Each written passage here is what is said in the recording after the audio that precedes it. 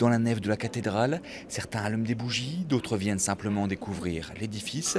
Les fidèles et les touristes se mélangent pour se recueillir après une soirée que personne n'oubliera. Ça m'a un petit peu sidérée, j'étais très émue de voir toutes ces flammes, mais je me demandais jusqu'où ça allait aller, ce qui allait se passer. Puis c'était la destruction de quelque chose de très symbolique pour Paris, puis pour le monde, pour la chrétienté aussi.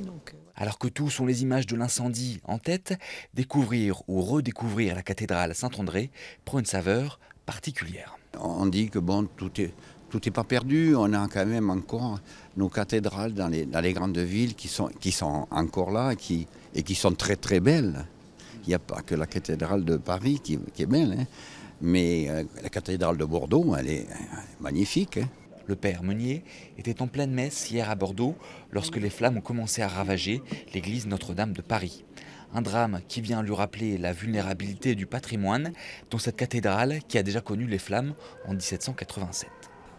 Je crois que tout édifice a une certaine fragilité et le point de fragilité, ce sont les combles justement.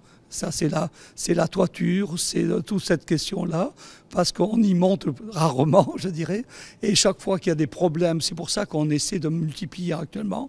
L'État est en train d'installer dans des détecteurs de fumée, des détecteurs d'incendie, pratiquement dans toutes les combles des cathédrales, justement pour, je dirais, il y a eu la question du Parlement de Rennes, là, bon, et maintenant la question de Notre-Dame de Paris. On voit bien que ce sont toujours le point faible des bâtiments de France.